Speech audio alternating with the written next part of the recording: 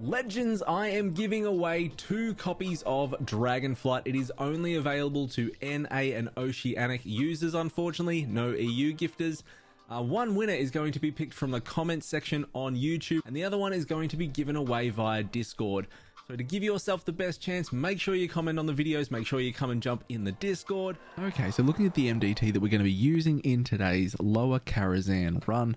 This is loosely based off what the run would happen. This is kind of an ideal version of it.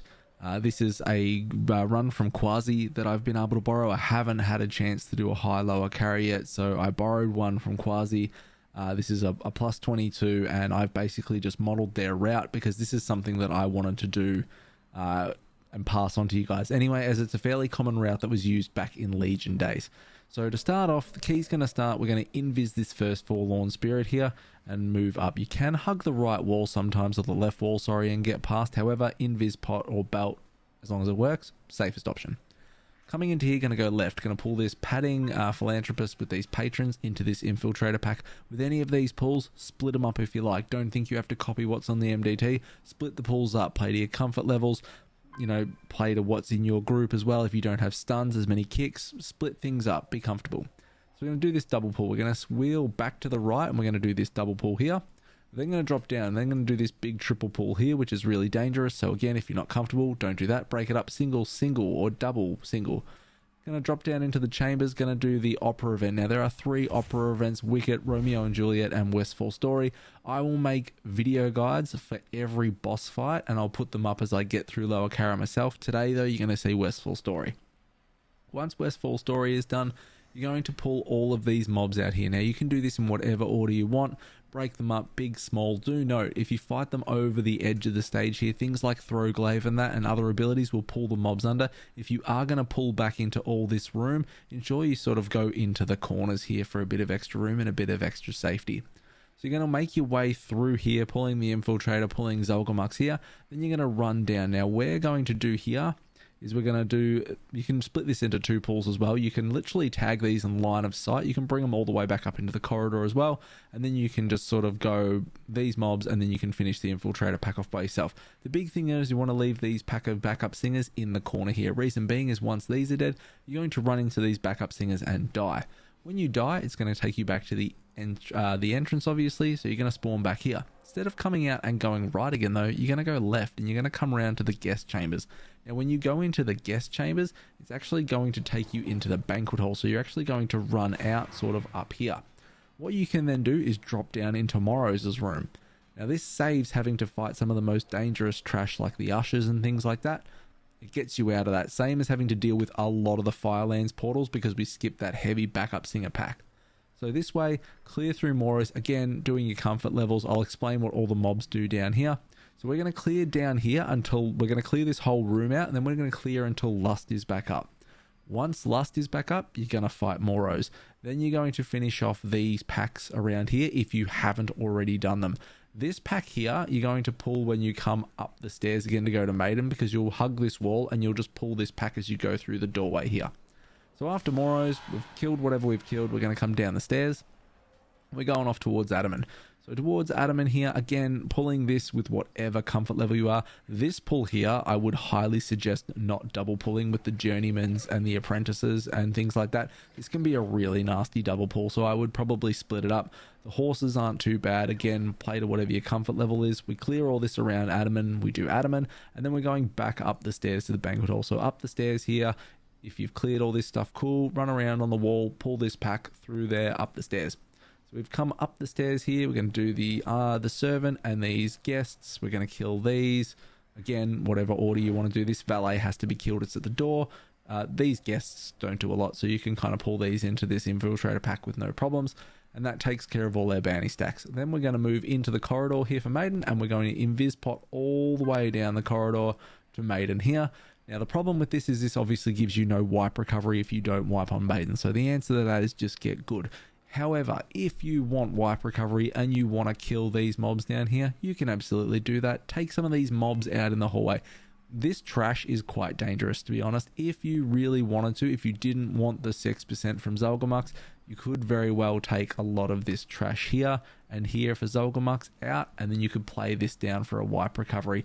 You've got options in that regard. As I said, change this route to your comfort level. But let's go to the video and let's have a look through Quasi's run.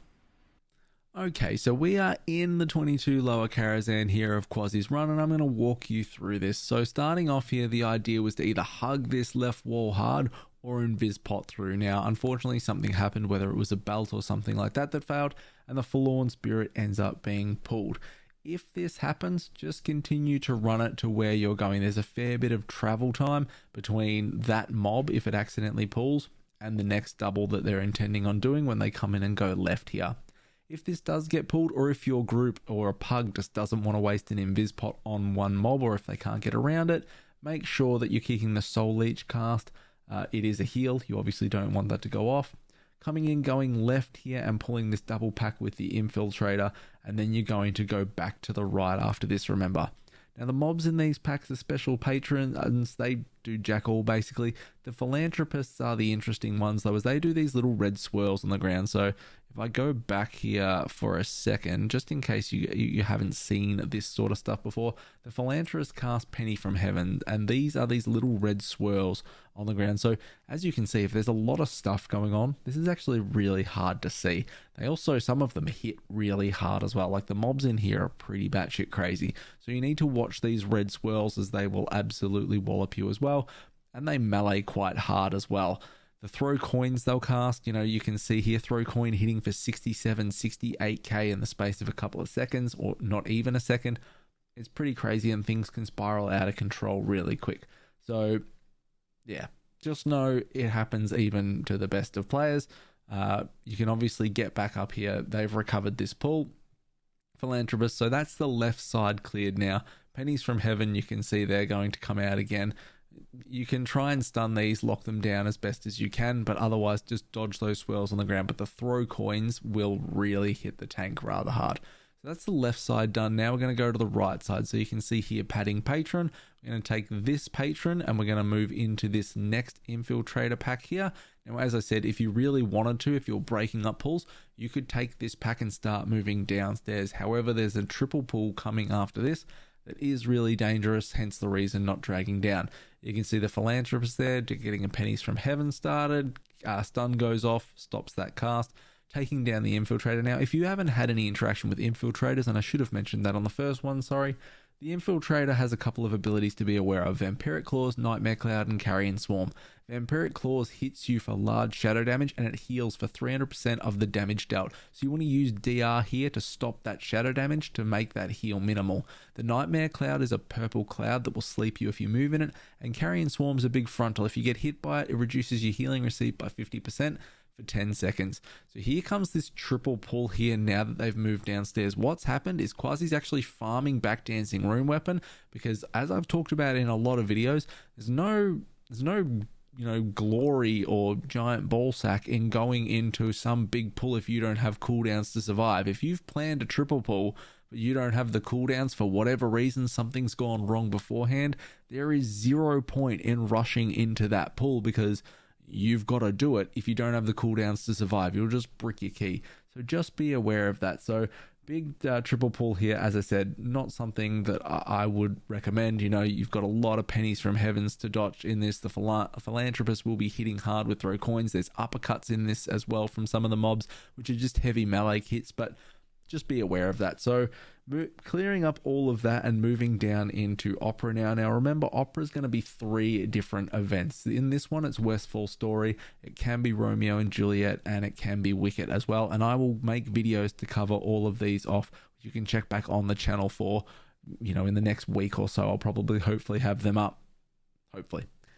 So we're going to talk about Westfall Story here. Westfall Story is a 3-phase encounter, with the first 2 waves basically giving you an introduction to the fight here. So phase 1 is the Defier. So Tony's going to enter the stage when the curtain goes up after all this RP, and he'll have 3 gang ruffians with him. The phase is going to end when you bring Tony down to 50%. Now the ruffians in this, you'll see, are going to target random players with poisonous shank, and it'll leave a 6-second dot on them, which by itself it's not important, but it adds to the damage taken in the last phase of this fight. Now, Tony will alternate between two mechanics that you'll get to see here on the screen. There's a point blank AoE, which is a burning leg sweep, which is really clearly telegraphed. You can see it right there. It's a huge bright orange circle. You just got to move out of it. Immediately after burning leg sweep, he will jump at each player's position with dashing flame gale, and this will leave behind a tornado of fire. Basically, you can see those tornadoes of fire there. This works as an area of denial and lasts for the remainder of the fight. So if you can, try and actually cluster them somewhere that's not in the middle of the stage. Try and put them over to the edges or the corners, because as I said, they will last throughout the fight. They can be a real pain. So you can kind of see like just how out of hand this could absolutely get in pugs and on higher keys. At 50%, Tony's going to retreat, and then the Murlocs enter the stage. So this is phase 2 now. So phase 2 with the Murlocs, Murgia is accompanied by 3 Shoreline Tide Speakers, and much like Tony, this phase ends when you reach 50% on the main mob. The Tide Speakers spam Bubble Blast at players, which causes a bubble of water to move in their direction. If anyone walks into it, every player within 10 yards of them takes heavy damage and gets knocked back 5 yards. This is lethal if it happens to the wrong person at the wrong time, so you really do want to be avoiding these. Murga has 2 main abilities. You first cast Wash Away, which causes those waves to spawn on the side of the platform and move across. There's gaps in the wave, don't get hit by the waves. So also cast Thunder Ritual, and this affects all players but at varying durations. Whenever Thunder Ritual expires, the target and anybody within 5 yards takes moderate frost damage. So you can see those circles, you can see that spread weak aura. That's what's going on there. So Thunder Ritual, the little blue circles, wash away the waves going across the stage. You just make sure you get out of the way. So again, a bit going on, but once you've kind of got a handle around how it works, not too bad. Now you reach 50% on Murga, and then phase 3 kicks off. So now Tony's back. Now you have to deal with both mobs and both sets of mechanics simultaneously. So they preserve all of their abilities in this, and this can make this phase really, really rough. As the tank, you want to try and aim Tony so players can safely deal with, the area of denial that's going to happen with the fire tornadoes and things like that. You kind of need to keep moving around this, and it's really on your group in some ways to try and be able to bait these tornadoes, after burning leg sweep, to bait them in a position where people can continue to move through the waves, and then people still have that ability to spread out for the Thunder Shock as well, or the Thunder Ritual, sorry. So, you can absolutely get just how hectic this fight can be. I'm expecting some tuning to come to Lower Karazhan in a lot of ways around a lot of the bosses, but this is definitely one of the messier ones. So yeah, if you have any questions, obviously hit me up in the comments, but that is the crux of this fight, and that's how it works. And you can see they're going to progress through there fine, so we'll skip on through here. So, okay, so once the opera's down, we're going to move out into this hallway, and then we're going to start pulling this hallway however you see fit. Conservatively, you don't need to go big. Inspiring's in this, so it does make it a little bit harder. Now you can see here the crew are going to throw pyrotechnics on you. The understudies, the ghostly understudies though, they're the big ones. They're going to do this poetry slam. I'm just going to pause it really quickly for a second. You can see all this yellow swirl on the ground. These are those understudies casting. I'm just going to wait for it to come up so I can actually show you know exactly what this looks like. Understudies doing poetry slams. See these yellow swirls on the ground? That's a big AoE. You also need to take them out of these light beams too, as it supercharged turbo murbos them. So just make sure you're moving away from the swirls here, keeping them out of the spotlight because that will increase their damage dealt. The crew's going to be throwing pyrotechnics at you. This is inspiring, so it made it a little bit difficult, but you can interrupt the understudies' poetry slams when it's not inspiring or the inspiring mob's dead. So make sure you are kicking those casts. Stun the crew members with the pyrotechnics whenever you can. The understudies will also cast a thing called Final Curtain when they go to die. You can see this one's doing it right now. This big red swirl, they will explode when they die. You can't do anything about it. Just get away from them and don't end up exploding yourself. You can pull these out onto the stage if you like as well to give yourself some more room. There's an infiltrator up the top here. You want to make sure that you pull this infiltrator. Again, split these packs up how you like. We spoke about the abilities on the infiltrators here. We've spoken about the understudies, so I'm just going to skip through this one.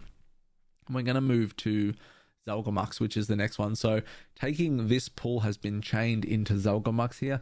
Now Zalgamux is worth 3 stacks of the bounty, so you'll get 6% of the bounty, buff for killing Zalgamux, which is why it's so worth it. So Zalgamux has a couple of abilities. Shadow Claws, they're empowered, so they inflict additional shadow damage over a 12-second dot every 1 second, and the effect stacks, it can be dispelled. Zalgamux will put a blood barrier around herself, which you can see going up now. The blood barrier is an absorption. She'll begin to heal. You need to break through the barrier and then be able to kick it to stop the heal. Shadow Eruption is this what's coming up right now. Big purple circle. Just move out of it. Pretty simple. If you get hit, your healing received is reduced by 70% for 10 seconds. And then Hypnosis, summon a bat. You can see the bat right here on the screen. The bat will cast Hypnosis. The only way to stop Hypnosis is to stun. You can't grip the bat off. You have to stun. Further to this, Storm Bolts, Leg Sweeps, Shock Waves, any disorientation, whatever you've got, just make sure you use it, but just know grip doesn't work. So once Zalgamux is down, we're going to move down into the understage area in a second. So moving down this corridor. Now, as I mentioned, you can tag like some of these mobs and just bring them out. There, we are leaving here the mobs in the corner. Remember, as I said there, we're leaving those Firelands portals in the corner. Now, there is a lot that goes on in this pack that we really need to quickly dissect because you can die really, really easy on this. So, the Patreons are going to cast Uppercut, and that's all cool beans. The most important mobs down here are these singer ones, okay? The backup singers. The backup singers cast Firelands portal, and if you fail to stun or kick this, game over. You are taken a do not pass, go, do not collect $100 and straight back to the instance portal ride. So make sure you stun or kick it. Once you stun and kick, they don't recast it, okay? So it's just the absolute focus one that you need to do. The Patreons are going to cast Uppercut. There is quite a lot of damage that comes out in there, but here's those Fireland portals. So you can see really easy ways to get around this is to rotate group stuns and things like that. If you've got big AoE, you can just send it hard. It appears that I'm wrong too, okay? I just told you that they don't recast it if they stun. I think that was the way it was in Legion, but I am wrong. They will recast it. So you can see here there's a rotation set up for stun order to melt these down. If you don't have the ability to do this, don't pull them all at once. Break this pull up, because as I said, if the Firelands portal goes off, you're gonna have a really bad time. So yeah, keep that in mind. You can see here the uppercuts going off. There's quite a bit of damage that comes out from them and things like that.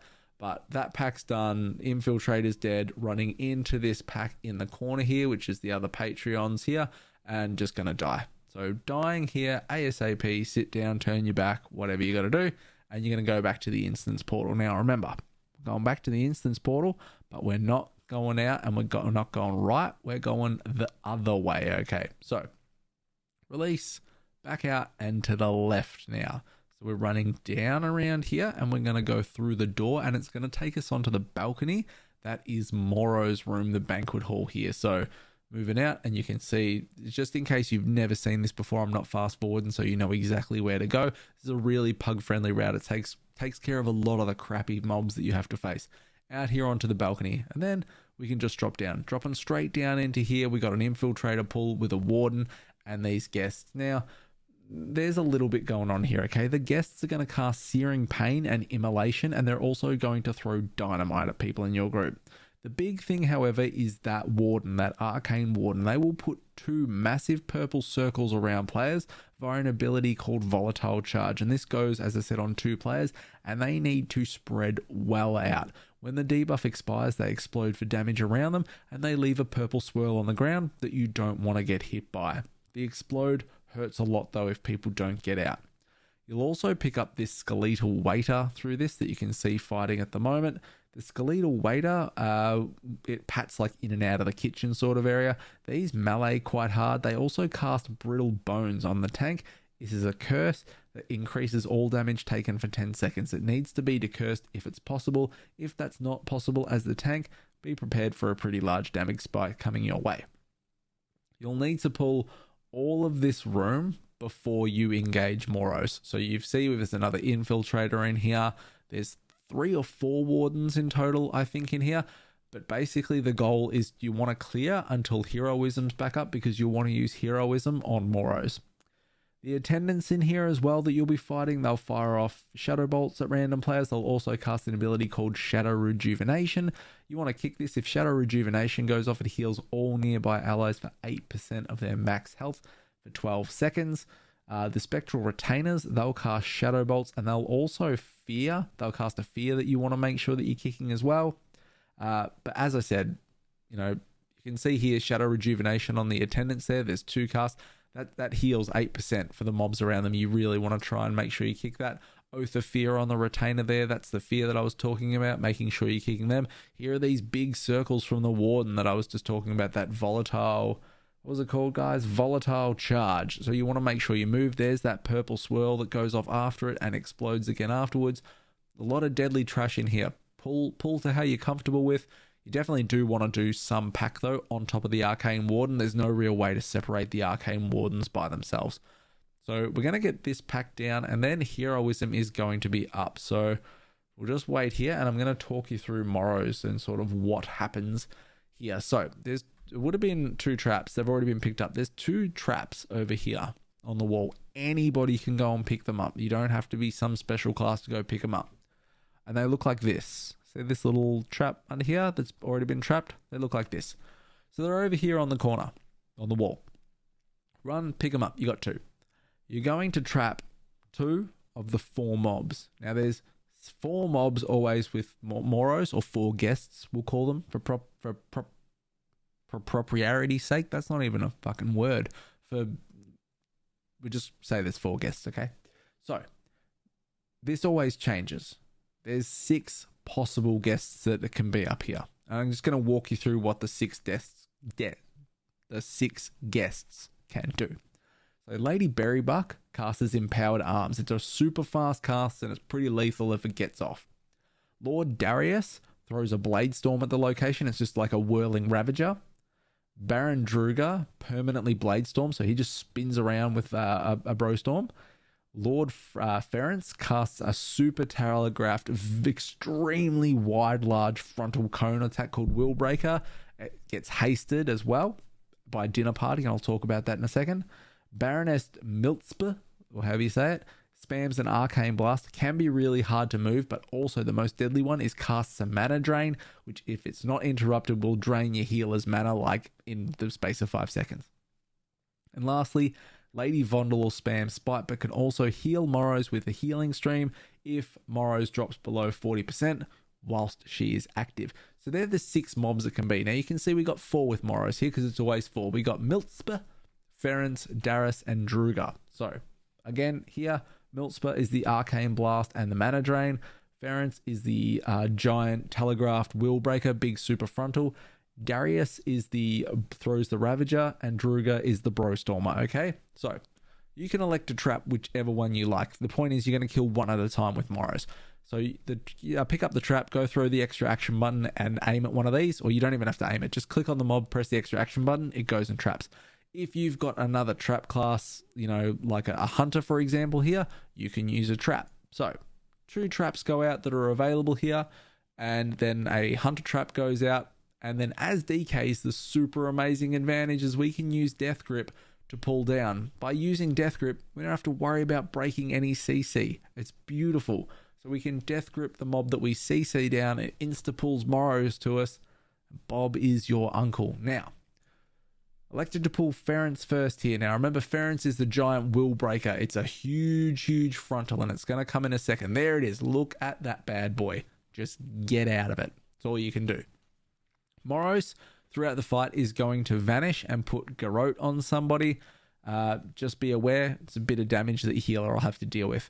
As you kill these, one at a time, you will just want to burn through the ads as quickly as you can. You could fight 2 ads on Morrows if you were really frosty, but I would just recommend killing one at a time.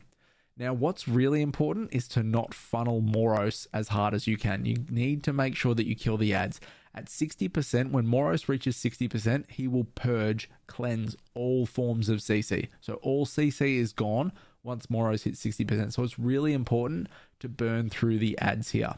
Now you can see Darius here throws these Ravager whirls out. So again, just make sure you don't stand in the bad stuff. It's pretty straightforward. You saw Darius before just doing Durga before just doing the whirly. Just make sure, let your range kill that rather than melee standing in there basically. Or if you do go in there, you're just going to have to make sure you duck in and out. Now you can see Miltspa here, Arcane Spam and the Mana Drain. Again, just making sure that you've got kicks sorted out. As long as you've got a kick rotation going, you're not going to have any problems. And you can see here, it's just a burn down on Moros here. So again, you clear till lusts up. You can see here nearly everybody's got a stack of Garrote here. And that will tick for a fair bit of damage too. I've mentioned that you can grip the ads down, so huge advantage as a DK here. A couple of little tips as well around Garrote. Dwarves and Dark Iron Dwarves can racial to remove it, and Protection Paladins can use Bop to remove it. So just know that you can do that if you're in a little bit of trouble. So I'm going to skip through Moros here because that's pretty much the entire fight. So once Moros is dead, we're going to run over to the next hallway here. We've got a padding servant that is disguised as an infiltrator, and we're going to grab the guests here and the servant. Now again, same stuff with the infiltrator. The guests are going to spam Searing Pain and Immolation Aura, so just be aware of that. The servants have got this ability called Shackled of Servitude. You need to make sure that somebody kicks that. If Shackled of Servitude gets off, it reduces damage dealt by 50% for 15 seconds, and whoever it goes in obviously slows the pull down a lot. So just watch out for that. These guests as well, they'll throw dynamite as well. Some of the guests too will have these, you'll see it in a second, a Goblin Dragon Gun, which is like this massive flamethrower. It's these guests here in this pack, these Phantom guests. So they'll throw dynamite, but they'll also have this Goblin Dragon Gun. Now, some of them stay in the direction that it goes off, and some of them follow, which is really weird. So just be really aware of this as the tank. And just know that sometimes you might have to burn like a cooldown or an AMS to stand in there. But you really don't want to melt your pack with them. So you can see here, these ones are going off in this direction, but Quasi moves and the flames follow. So just be really careful of that. Some don't track, like these ones up here, and other ones do. So again, just something to be aware of. We're going to clear, basically, you can see here, this whole half of the hall here. So I'm just going to get a little bit past this here. This last one's going to die. This is a nice view here. You can see here, this whole half of the room's been cleared. And the idea is when they come back up, going to hug along this wall. I'm going to pull this pack up here, up the stairs and go. So right now going down to Adamant here, and I'm taking this one a little bit slowly rather than trying to rush through. I know lots of people have a lot of trouble with Lower Karazhan. I'm trying to kind of overload you here and make you as comfortable as I can with the route. So moving into the stable area. Now you got a bunch of charges. Again, make sure you split this up to some form of comfort. You don't have to do these giant pulls that you see on the screen right now if you're not comfortable. Charge is going to do this trampling stomp here and a charge. Basically, you want to make sure that you are not standing in a charge, which can be really hard. The more you pull of these, the more directional abilities that you've got going off via these charges. If you couple it up with something like quaking and things like that, if somebody gets hit with a charge, they can absolutely die. So pull to whatever you are comfortable here. Now, some of these stable hands will be in amongst these pulls, and they will put a Pierce Armor debuff on you. You can see it on Quasi there just before. See this little like old Tichondrius trinket icon here? This is the debuff that the stable hands will put on you. 50% armor reduction for 10 seconds. So you can actually cop multiple applications of this as well. And it can do a lot of damage. It can make you take a lot of damage. So they will also cast Healing Touch as well, the stable hands. This has to be interrupted, otherwise it heals a charger to full. And what they'll also do is cast an ability called Whip Rage, which increases the charger's attack speed by 60%. So just be aware of that. Some of these can be really awkward with some of the affixes too, like Inspiring here and Quaking and things like that. So again, just pull to your comfort here. So that is pretty much all of the abilities that you are going to face with these ones. Now I just want to get up to the other mobs that you're going to see. So coming through here, we've already covered the stable hands. There's an infiltrator pack here in the corner. So that is all the exact same that we've already covered. So we'll just move our way through that, because what I really want to get up to is the apprentices and the journeymen. So we kill these ones, and then we're going to run all the way back around the side. You can do this in whatever order you want to do. You could do this pull, and then you could do the right one here. There's two entrances to Adamant, so it doesn't matter which side you go. So coming back around here to the top. Now, I would never, ever, ever recommend in a pug environment double pulling this. I would pull this, I'd fight it out here, and then I would pull this pack last and I would fight it in here. I would not recommend double pulling this outside coordinated groups. You will probably end up having a very, very bad time. Gonna have a bad time. So in this one, there's the Spectral Apprentices. So they'll cast a thing called Burning Brand on random players. It's ticking fire damage for 6 seconds, and then it explodes on expiration. Players with this need to piss off quickly out 8 yards range, otherwise you will probably murder your group. There's an Infiltrator in this pack as well, so again, you're dealing with that. And there's also an ability in here from the Spectral Journeyman I want to mention. They do a nasty frontal, which is called a smash. And if anyone gets hit by this, it's a knockout. It's like a 4 or 5 yard knockback. So if you decide to try and fight this in an awkward position and you get knocked back into other mobs and things like that, just be aware. I would split this pull up. That's my recommendation. Okay, and then we're on to Adamant here. So Adamant is a repeating 2-phase fight. On a horse, off a horse.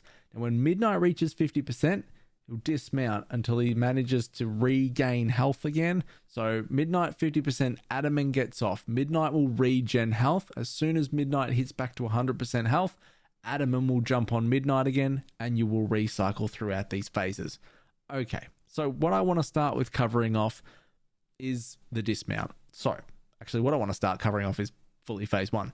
So fighting with Midnight here. So Midnight is the phase 1, look at my horse, Adamant's on me.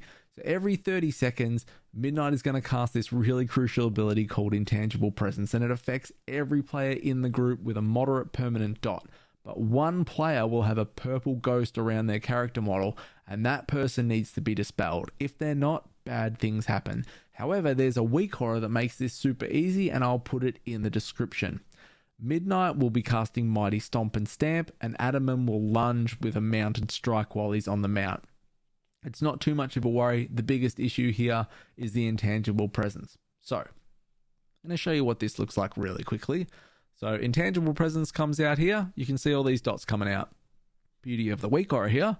Bada bing! We know exactly who it is. Also says it right here. So, that makes life really, really easy rather than having to try and find who the ghost is. Though I will be honest, the ghost is pretty obvious as to who it is anyway. So, what's going to happen is going to burn Midnight down to 50%.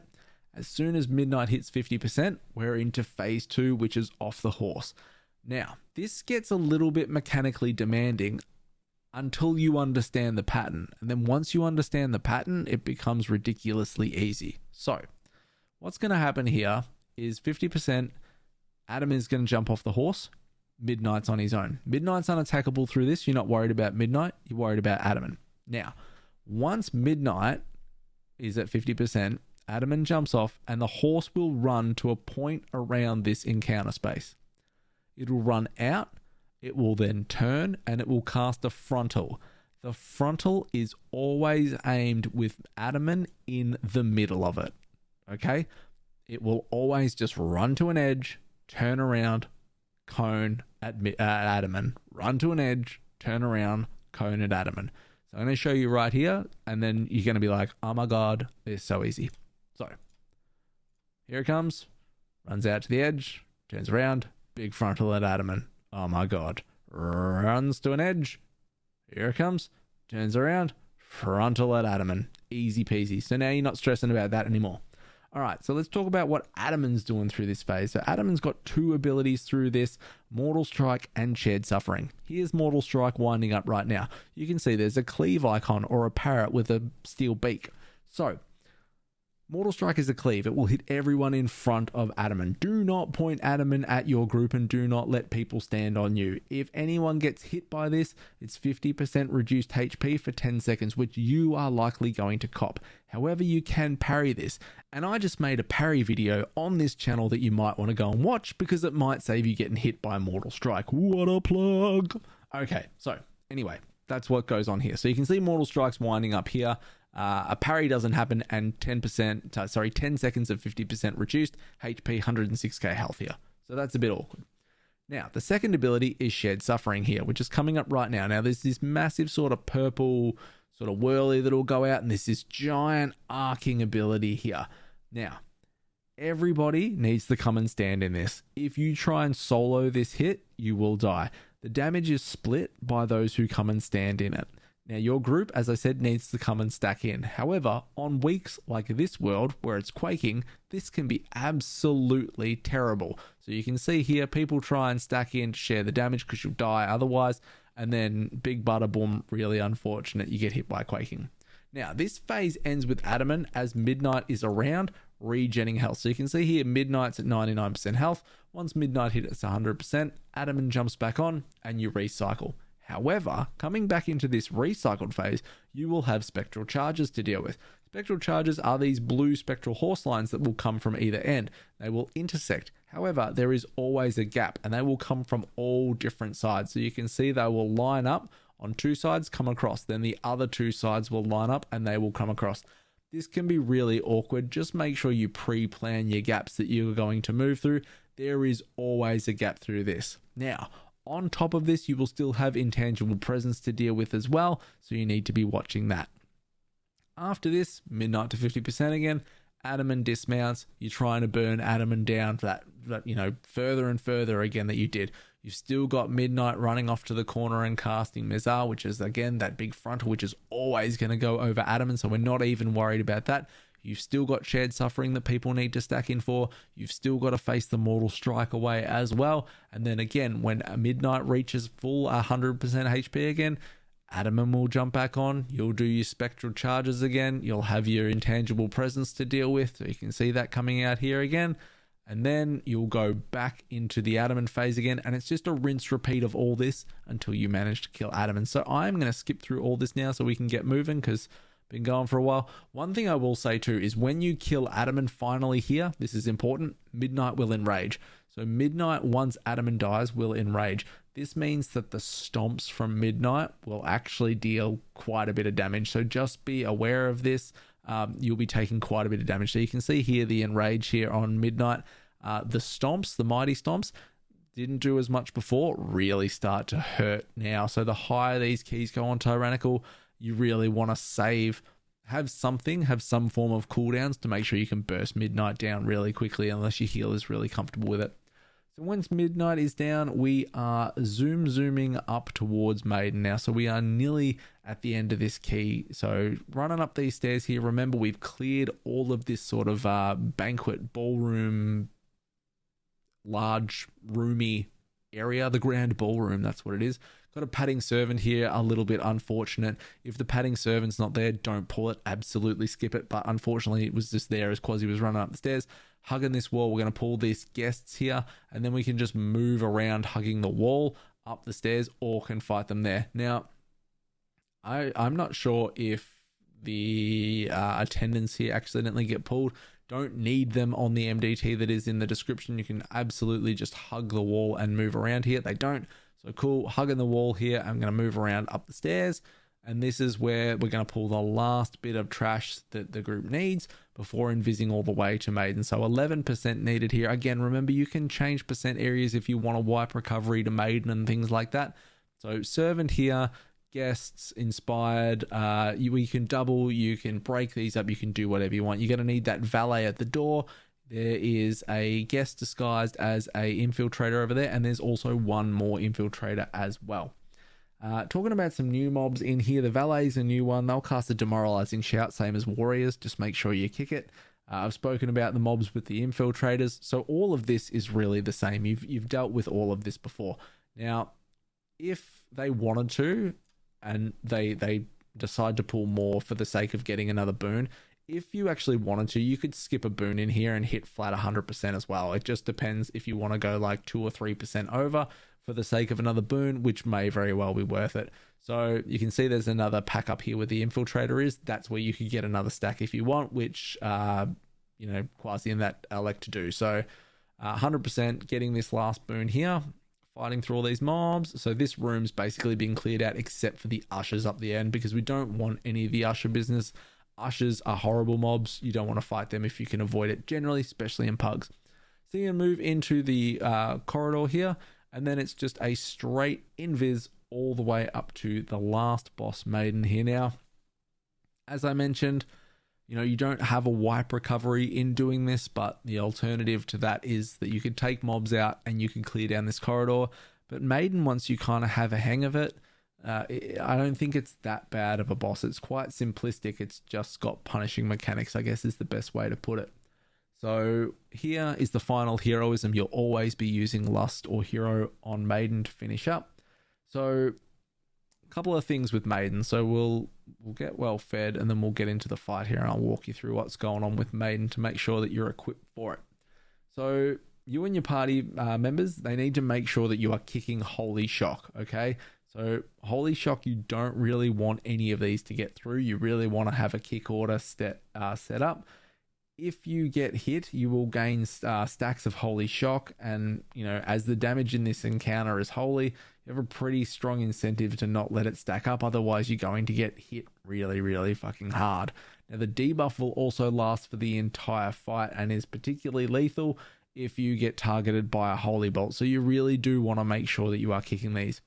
Every 10 seconds, Maiden's going to cast Holy Bolt at a random player, and it will chain to someone within 6 yards, and then it will double in damage as it chains. This repeats infinitely until the next target dies or there are no other targets to change to. So always try and be 6 yards spread out in this fight. Now, let's just head back a little bit here just so we can talk about what's going on. So you can see the Holy Bolts, you can see the Holy Shocks. You can also see this ability called, this is the Holy Bolts here. So this is what I was talking about in regards to spreading out. If you're linked up, this will chain. You can't kick these Holy Bolts. You can only kick the Holy Shocks, remember? So make sure you are staying spread out with these Holy Bolts. The big thing I want to talk about here is coming out, which is Sacred Ground. So this will get cast on a random non-tank player. You have 4 seconds before you will leave behind this giant pool of consecration. You want to try and run this over to a wall and dump it because it will leave this massive expanding zone on the ground. So you can see here, Sacred Ground's going off. It gets ran over into the corner here where it gets dumped, and you might be able to see some of it creeping up here afterwards. If you're not, we'll get back to it. There it is there. So you can see how far it actually expands out. Now we're going to actually use this with Mass Repentance. So Holy Shot coming out, we've got a kick order for that, so that's sweet. We're not letting any go through. We're staying 6 yards spread, so we're making sure the Holy Bolts aren't linking. Sacred Ground's coming out. People are running them out to the walls to make sure they don't, put them in a really bad spot. Kicking Holy Shocks, and Mass Repentance is about to come in. Now, you have a weak aura, have DBM, have Little Wigs to know when Mass Repentance is coming. When Mass Repentance is about to come, you want to run and you want to stand in these little holy void zones that have been left by Sacred Ground, because it will put a dot on you.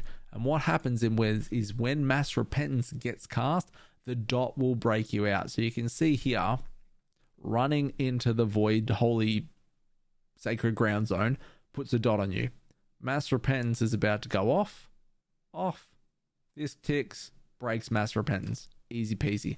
Now, it's worth noting as a DK, you can AMS the stun because it's coded as a holy stun. So DKs, you can AMS the stun, or you can Icebound Fortitude it. Paladins, you can bop or you can spell warding it. So just know that. Now, immediately after Blessing of Protection happens, immediately after, you're cooked, mate. Immediately after Mass Repentance happens, Maiden is going to start casting Holy Wrath. There's a bubble around Maiden. You need to be able to break through the barrier to then interrupt Holy Wrath. If Holy Wrath goes off, it's pretty much game over. So, DPS, break, kick. That's it. That is this whole fight. So if you can manage the Sacred Ground, people can run them out to the corners, just anywhere that's not in the middle here. Run them out to the sides, to the corners, stay spread 6 yards for the Holy Bolts, have an interrupt order set up for the Holy Shocks, and then make sure before Mass Repentance gets cast that you run in and you get the debuff ticking on you to break the damage. You're absolutely sweet on this fight. So you can see here Mass Repentance is going to come up in 4 seconds. Remember, as a DK, you can Icebound it or you can AMS it if you do really want to. Otherwise, just strafe in, get a dot, strafe out, going to get stunned, tick for damage, you're going to break out. Holy Wrath starts to get instantly cast.